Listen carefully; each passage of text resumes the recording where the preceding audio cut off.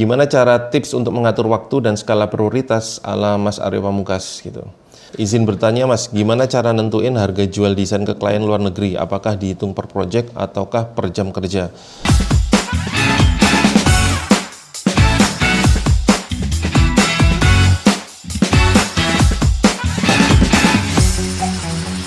Ya, bismillahirrahmanirrahim. Assalamualaikum warahmatullahi wabarakatuh. Jumpa lagi sama saya, semoga belum bosan ya. Kita sekarang mau nuntasin Q&A yang kemarin di versi sebelumnya. Itu ada beberapa sudah sempat saya jawab juga.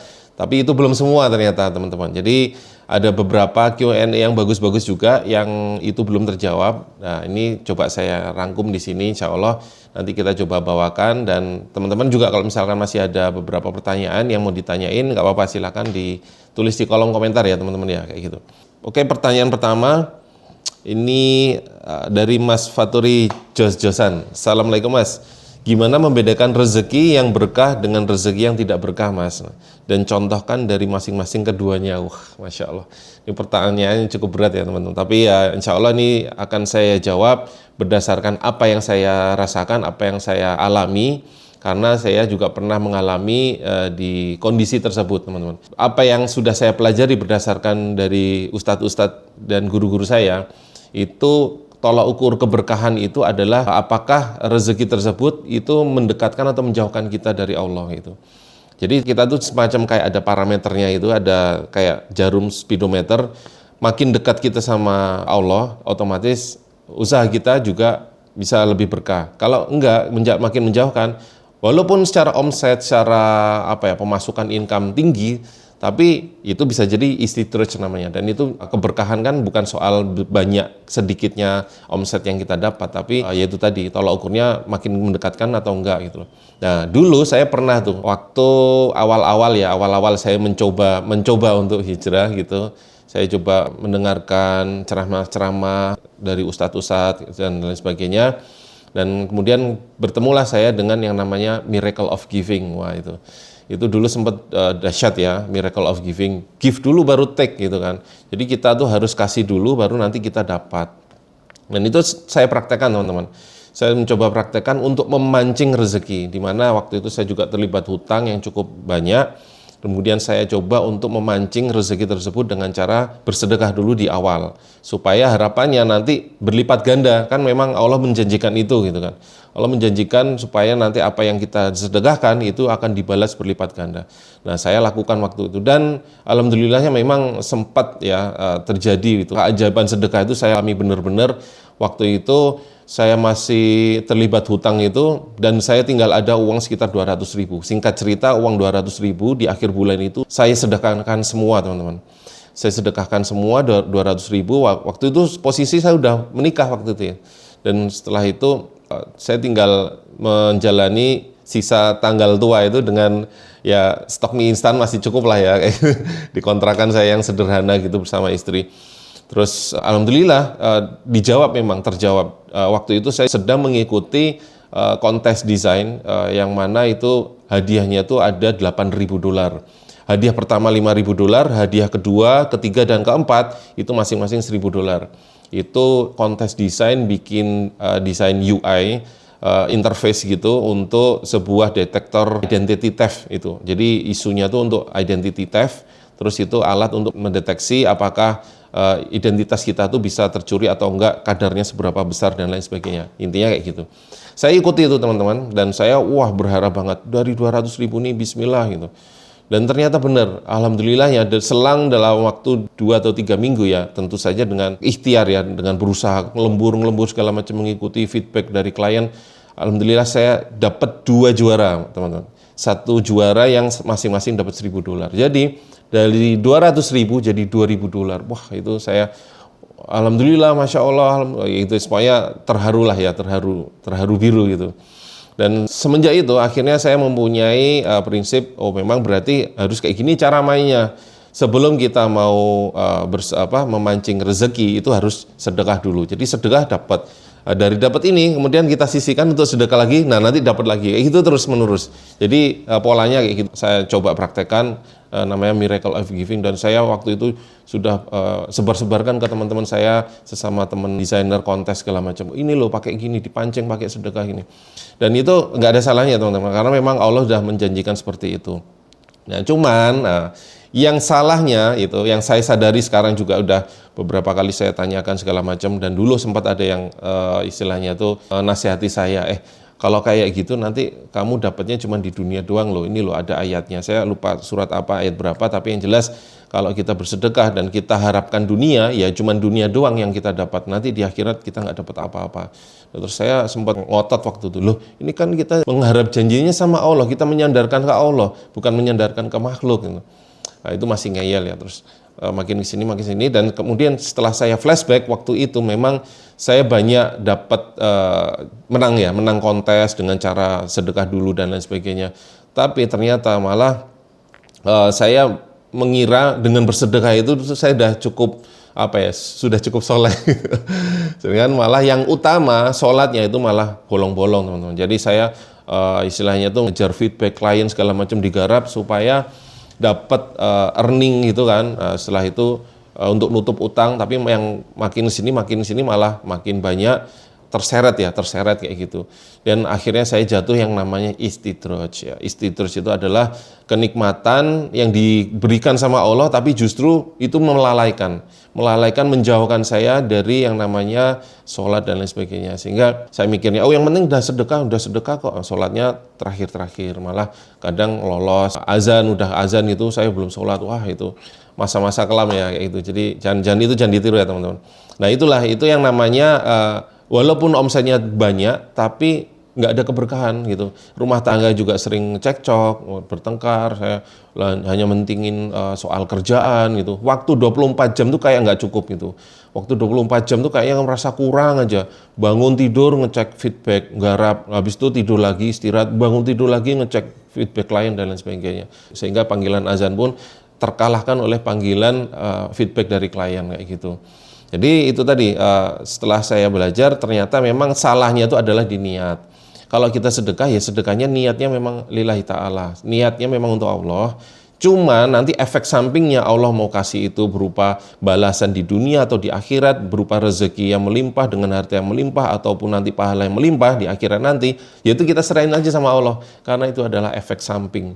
Jangan jadikan itu sebagai niat utama. Jadi yang jadi salah itu adalah niatnya udah langsung ke efek sampingnya, tanpa mengindahkan bahwa kita seharusnya semuanya niatnya karena Allah, lillahi ta'ala, ridho Allah kayak gitu. Yang harus dikejarkan itu sebenarnya.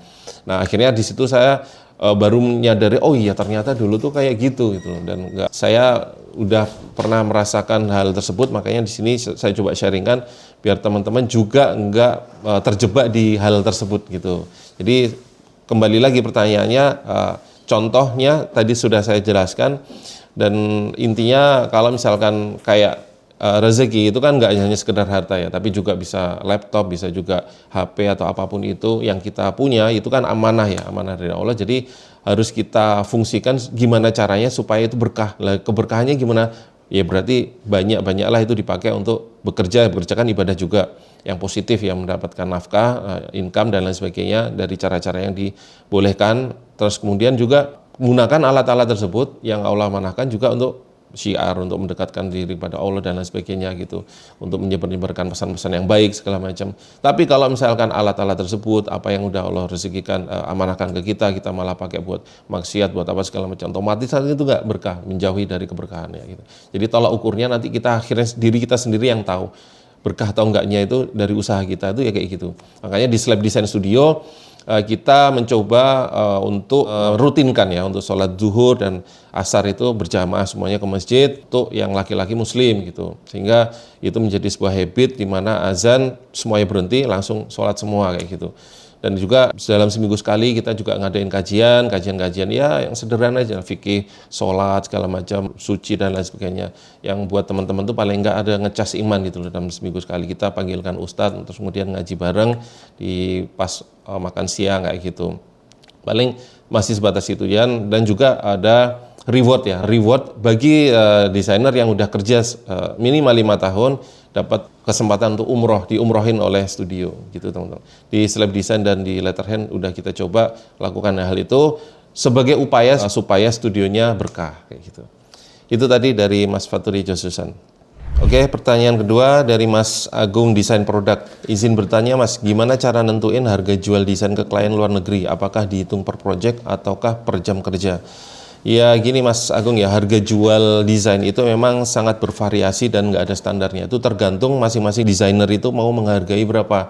Karena itu kan sangat subjektif ya, dan itu tergantung juga dari segi pengalaman dia, kapasitas dia juga, terus kualitas desainnya juga seperti apa, itu kan masing-masing desainer yang bisa menentukan. Jadi nggak bisa matok kayak ibaratnya kita jualan, istilahnya kita jualan makan ya warteg itu mungkin ada standarnya karena rata-rata mirip-mirip kayak gitu. Tapi kalau kita ngomongin kuliner yang udah menengah ke atas, mereka bebas mainin harga gitu loh, sesuai mau mereka sendiri. Ini masakan saya ini enak dan yakin dan pede, nggak ada yang lain seperti ini anaknya. Mereka pasang harga tinggi pun orang-orang pada masih mau beli gitu. Ya itu berlaku juga sama di soal desain ya. Jadi kalau untuk cara menghitungnya itu bisa di breakdown sebenarnya. Tinggal nanti kita ini mau di charge berapa per rate-nya. Jadi kalau misalkan di luar negeri itu umumnya yang dipakai itu base-nya itu adalah hourly rate atau rate per jamnya gitu. Rate per jam, nanti tinggal dihitung misalkan dalam satu desain itu bisa kira-kira menghabiskan waktu berapa jam.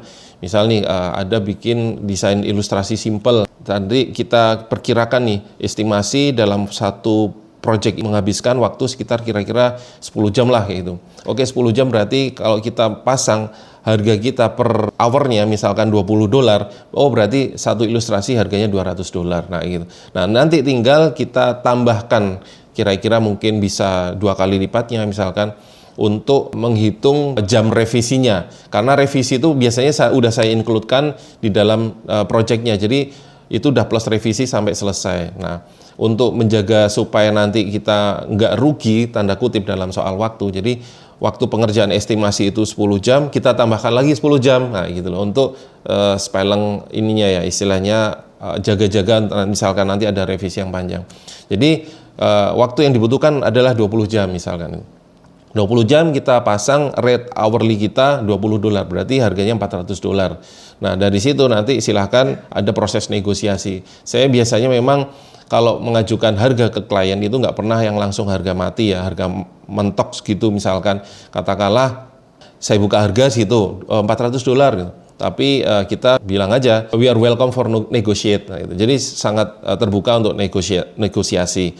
Nah lucunya, uniknya, kalau klien luar itu misalkan dia udah merasa itu di budget mereka, kan saya bilangnya saya terbuka misalkan ini di luar budget, silahkan dinego gitu.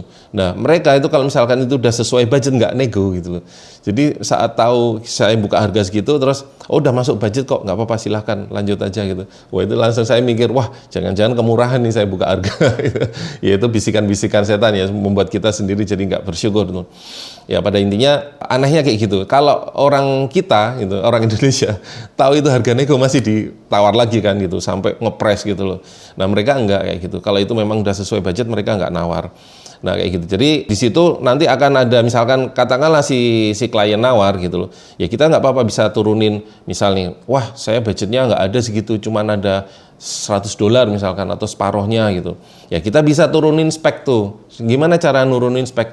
Berarti yang harusnya kita kerjakan dalam waktu 10 jam atau mungkin dilebihkan jadi 20 jam. Nah, kita kurangi menjadi katakan 5 jam, tapi kita nggak usah sebutin itu. Kita tinggal ngomong, oh ya udah nggak apa-apa kalau misalkan mau dikurangin, misalkan budgetnya itu cuman $100 atau $200. Tapi gimana kalau kita pakai stok illustration gitu. Jadi ilustrasi-ilustrasi yang kita punya, yang kemudian kita edit, kita custom sesuai dengan apa yang dimaui. Jadi nggak benar-benar start dari nol ya, nggak harus dari start from scratch gitu. Kira-kira gimana? Masalah nggak? Oh nggak apa-apa.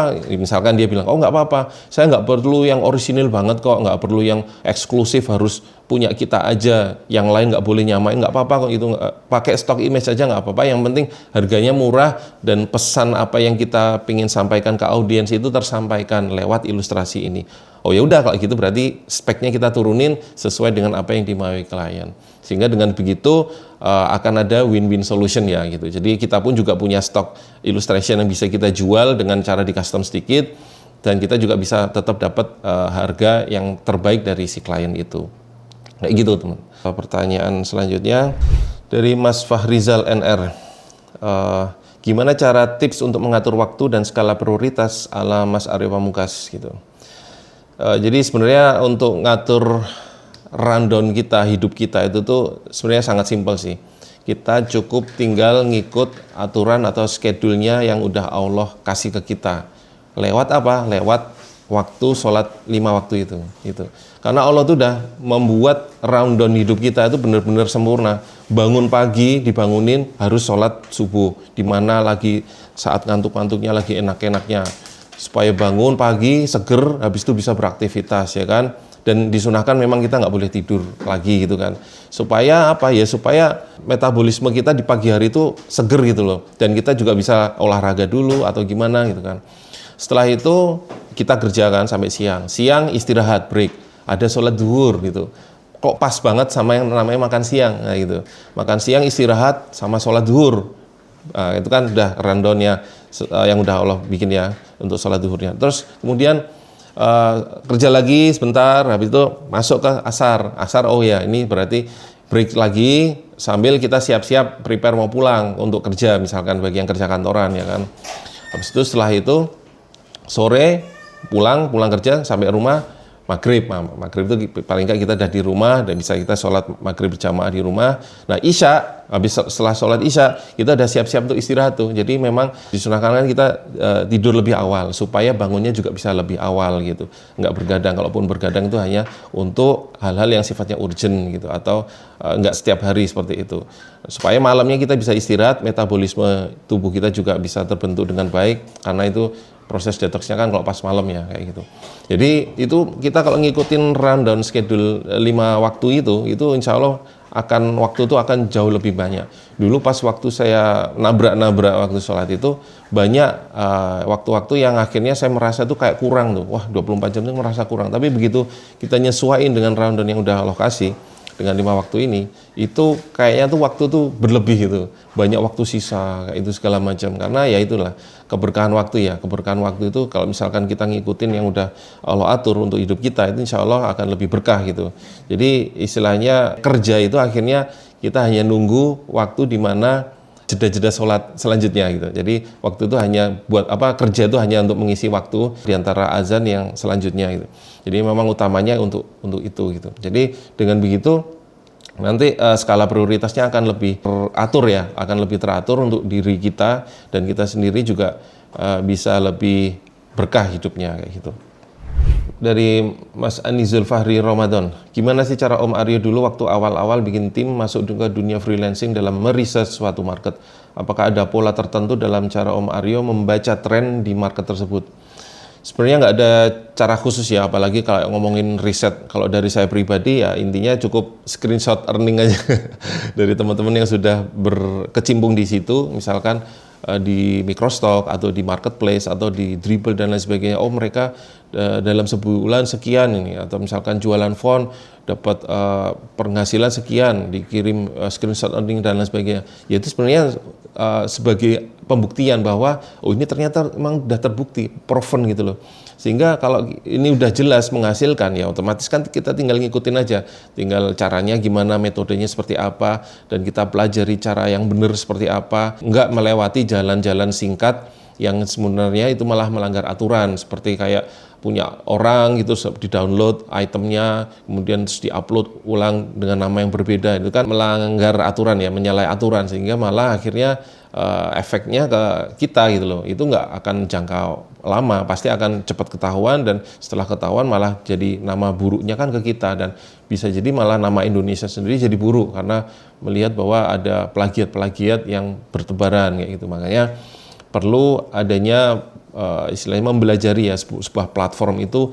Sebelum kita terjun ke situ, pelajari dulu FAQ-nya seperti apa, TOS-nya seperti apa, supaya saat kita terjun di dalamnya itu udah yakin nih bahwa kita sesuai aturan gitu. Jadi nggak akhirnya malah kena banned, karena kan kita pengen kan untuk mencari istilahnya dimasuk di sebuah dunia market itu tuh bertahan lama ya, awet ya istilahnya tuh, kalaupun bisa selama perusahaan itu berdiri, selama itu juga perusahaan tersebut atau company atau website tersebut menghasilkan income ya untuk kita kan kayak gitu. Jadi itu pentingnya kita juga belajar riset dulu. Banyak banget sekarang konten-konten di YouTube, di artikel-artikel di Google dan lain sebagainya yang memuat platform tersebut, dan kita bisa belajar dari pengalaman mereka yang udah mereka sharingkan.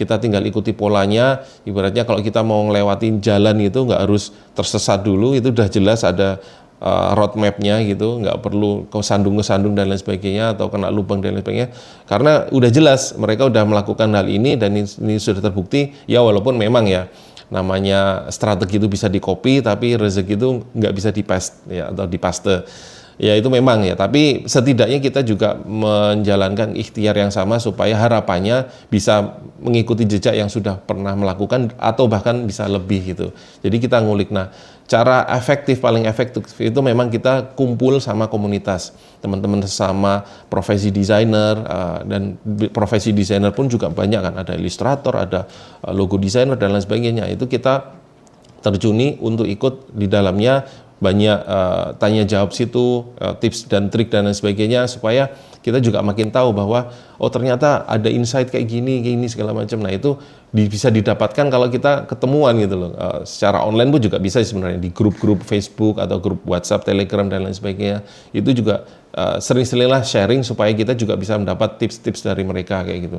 Jadi polanya seperti itu. Cukup paling nggak kita tahu ada orang yang sudah berhasil di situ, terus kita coba pelajari, ikutin semua aturan-aturannya, dan terus sebarkan tips and trick dari teman-teman sekitar, sehingga kita juga terbantu, teman-teman juga terbantu, komunitasnya juga jadi sehat, ekosistemnya juga jadi terjaga. Karena yang udah kalau misalkan kita sendiri nggak menjaga ekosistem ini, akhirnya malah jadi rusak, cacat nama Indonesia sendiri itu. Bahkan ada satu marketplace yang sudah ditutup untuk registrasi khusus dari Indonesia. Itu kan parah ya, bahaya gitu loh kan. Jadi akhirnya ada efeknya kemana-mana kayak gitu. Jadi buat teman-teman juga, pentingkanlah untuk jaga nama baik kita di mata dunia atau mata para istilahnya platform-platform ini, supaya kita tuh juga citranya juga nggak buruk ya, dan kita nggak dicap sebagai plagiat, dan jangan mentingin diri sendiri gitu. Mentinginlah banyak orang, dan jangan terburu-buru untuk ngejar earning itu dijadiin motivasi aja, tapi jangan terus kemudian menghalalkan segala cara. Carilah cara-cara yang memang itu yang itu memang halal ya, yaitu bukan menghalalkan semua cara yang memang itu istilahnya nyari jalan pintas tadi.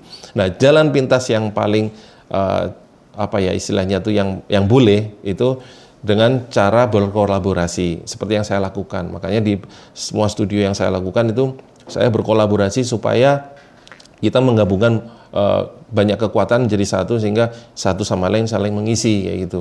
Yang nggak ngerti cara lettering, cari kolaborasi teman yang ngerti lettering.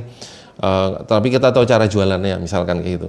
Orang yang nggak ngerti desain UI UX, ya cari desainer atau orang yang ngerti UI UX, habis itu kolaborasi. Nah, hal-hal seperti itulah. Jadi akhirnya kita bisa saling menguatkan dengan jalan yang memang sesuai dengan aturan gitu. Sehingga kita sendiri bisa terus eksis dan bahkan terus membesar ya, bertumbuh dan berkembang di industri kreatif di dunia ini secara global kayak gitu. Gitu teman-teman.